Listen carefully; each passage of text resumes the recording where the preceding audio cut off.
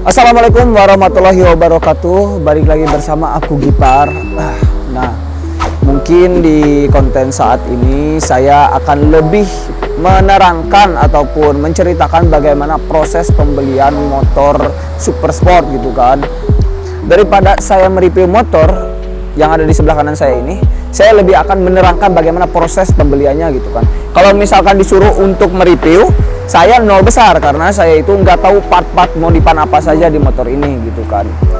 Nah, yang pertama mungkin saya akan berterima kasih yang sebanyak-banyaknya untuk Asigit, utamanya 77 Speed Shop yang sudah membantu saya dalam melaksanakan pembelian unit H2 ini.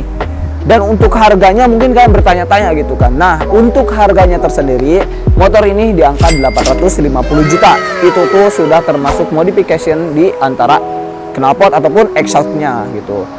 Nah, proses pembeliannya itu bagaimana sih? Jadi gini guys, pertamanya itu dulu tuh saya sebenarnya udah pernah beli ke Asigit gitu kan, motor Moge 600 cc yaitu R6 tahun 2008 yang anniversary warna kuning. Nanti editor saya kasihlah fotonya di sini.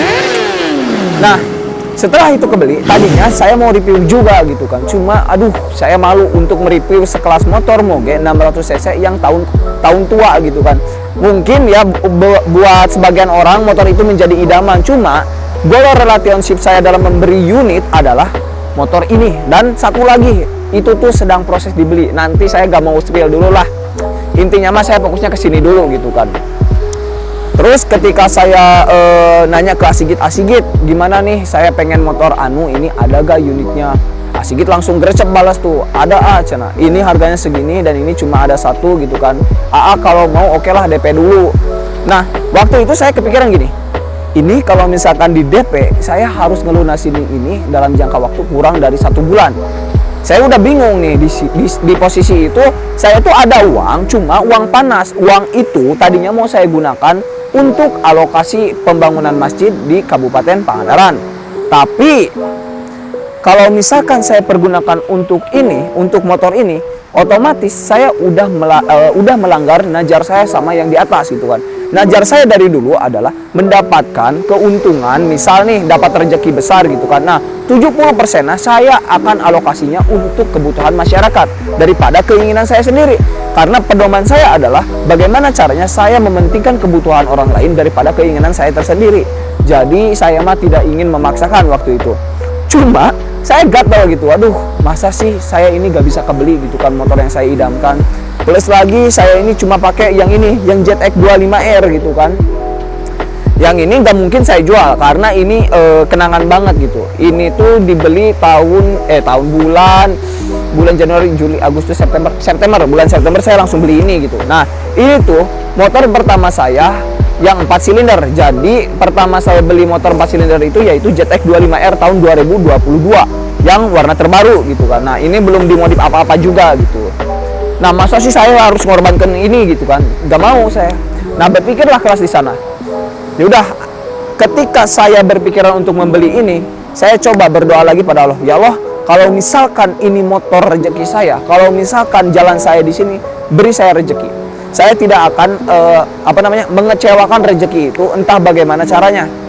Dan waktu itu saya pede lah menjual R6 itu ke orang Surabaya waktu itu tuh. Dibelilah, dijual rugi, intinya mah dijual rugi itu. Dipakailah mendp ini motor ini. Tapi ketika sudah selesai mendp motor ini, saya pikir 2 kali, ini uang kemana nih? Gimana nih caranya ngumpulin uang dalam jangka waktu kurang 1 bulan? Kecuali saya gunakan uang panas yang tadi itu, yang untuk alokasi masjid di Kabupaten Pangandaran. Cuma saya gak mau nyentuh.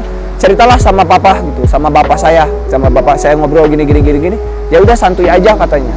Rezeki mah gak bakal kemana asalkan ada niatan usaha.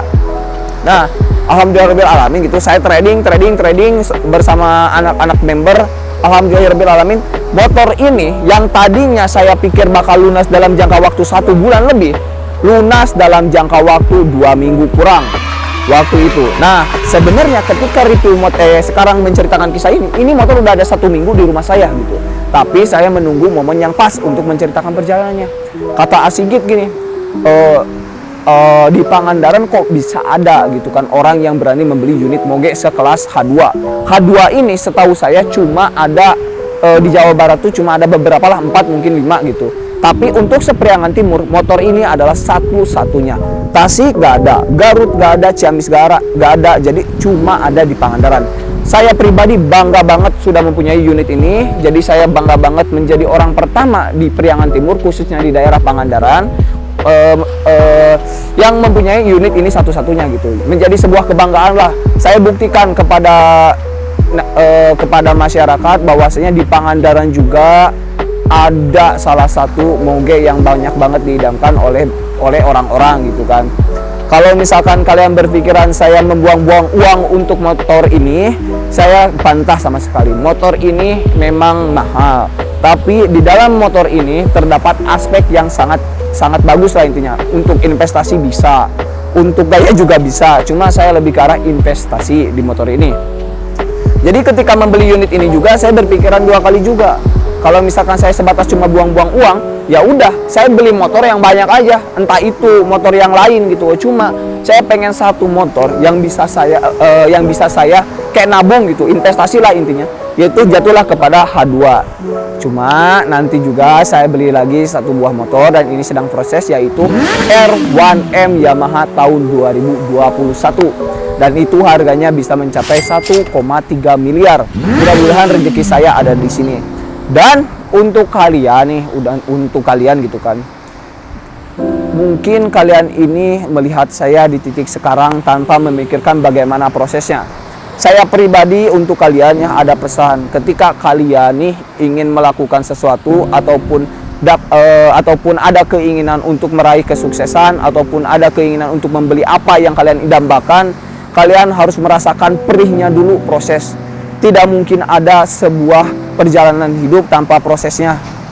Tidak mungkin ada. Saya dulu ketika beli motor ini, saya kayak percaya gak percaya gitu. Kok bisa saya bisa beli motor ini? Cuma ketika saya berpikiran lagi, ternyata saya ini melewati proses yang sangat dangkal gitu, yang sangat dalam. Entah itu rasa sakit, entah itu kepedihan, entah itu kekecewaan di masa lalu, tapi tetap cuma segelintir orang yang benar-benar mengupas esensi hal baik dalam sebuah keburukan.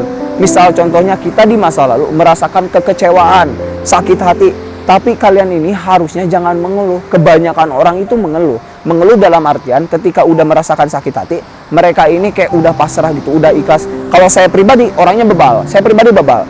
Entah bagaimana caranya saya menggapai cita-cita itu ataupun keinginan saya pribadi dengan cara yang baik. Saya bisa balas dendam terhadap masa lalu saya, tapi jangan sampai balas dendam dengan hal buruk. Misal nih, saya punya rasa sakit sama si A, sama si B, saya balas dendam, pukul sana, pukul sini. Jangan. Lebih baik kalian ini buktikan bahwasanya masa lalu kalian ini salah. Biarkan kalian ini memikirkan masa depannya. Ingat, di dalam sebuah proses ini tidak ada kekecewaan kalau misalkan kalian berusaha. Tetap kalian plus lagi jangan sampai melawan orang tua, itu khususnya karena orang tua kalian ini yang paling menjunjung kalian tinggi gitu kan, yang membantu kalian dalam sebuah proses. Plus lagi kalau misalkan kalian tanya ke saya, enak buat Kang Gipar mah anak orang kaya, Kang Gipar mah anak sultan. Aduh, astagfirullahaladzim, tapi amin ya, amin. Astagfirullahaladzim, saya mah tidak seperti itu. Saya keluarga berkecukupan. Ingat, saya kalau misalkan disebut kaya, enggak kaya. Saya biasa aja berkecukupan. Saya di rumah aja sebelum kebeli ini cuma ada satu motor, yaitu Scoopy warna merah, udah itu doang. Cuma orang tua saya itu berperan besarnya ketika saya pengen sesuatu, mereka mensupport saya entah secara batin, entah secara materi. Kalau misalkan secara materi itu gak gede-gede amat, tetap saya yang mengeluarkan ini tuh 100% uang saya pribadi kalau misalkan ini. Cuma untuk ini mungkin dibantu sekitaran 10 juta 20 juta sama orang tua saya. Nah gini, kalian ini mungkin nantinya banyak banget cobaan untuk kalian ketika udah mendapatkan sesuatu itu ataupun udah di titik tertinggi kalian ini hidup. Tapi tetap kalian jangan sampai takabur, jangan sampai merendahkan orang lain, tetap menjadi diri pribadi sendiri. Karena kalian ini nantinya bakal diuji sama sesuatu yang benar-benar bikin kalian drop gitu kan. Kalian harus kuat melewati proses itu sehingga kalian ini mendapatkan mental yang sangat gede gitu, ataupun mental baja lah intinya. Dan untuk kalian semua jangan sampai membantah orang tua, awas sekali lagi, jangan sampai kalian ini merendahkan orang lain, jangan sampai kalian ini merasa jadi orang paling hedon ataupun paling kaya gitu. Tetap Di atas langit masih ada langit, lebih baik kita menunduk untuk meninggi nantinya. Karena gimana ya, sifat seseorang itu tidak bisa dirubah dengan sekejap mata. Sifat seseorang itu bisa berubah atas dasar gertakan dalam hatinya sendiri. Kita tidak bisa memaksakan orang lain untuk menyukai diri kita pribadi. Tapi ingat, selagi kita benar, selagi kita tidak merugikan orang lain, kalian ini lempeng aja. Lempeng dalam artian lurus aja, terserah kalian pengen apa-apa, terserah, asal jangan sampai merugikan orang lain gitu. Dan untuk kalian semua, ingat, orang tua kalau misalkan udah berpesan, udah ngobrol ke kita gitu kan, walaupun orang tua ngobrol salah, ngobrol bener, kalian harus patuhi itu. Karena bahwasanya ketika dulu kita ini, ketika kecil, yang mengajarkan kita berbicara pertama kali adalah kedua orang tua kalian. Apakah kalian semua berani membantah orang tua yang mengajarkan kalian ini berbicara? Itu sudah tidak masuk akal. Udah, misal nih kalian udah merasa benar gitu, orang tua nganggap kalian salah, tapi kalian lawan, itu salah besar, awas.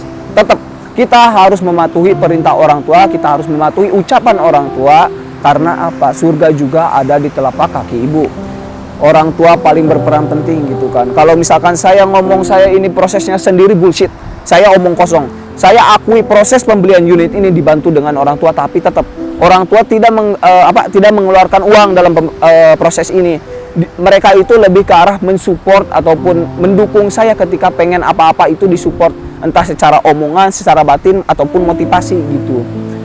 Nah, untuk kalian semua, mohon maaf kalau misalkan ada kata yang salah ataupun ada perilaku saya yang salah. Saya mohon maaf sebesar-besarnya, mungkin itu karena ketidaksengajaan saya.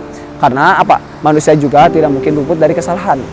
Jadi buat kalian semua, saya terima kasih yang sebanyak-banyaknya. Wassalamualaikum warahmatullahi wabarakatuh.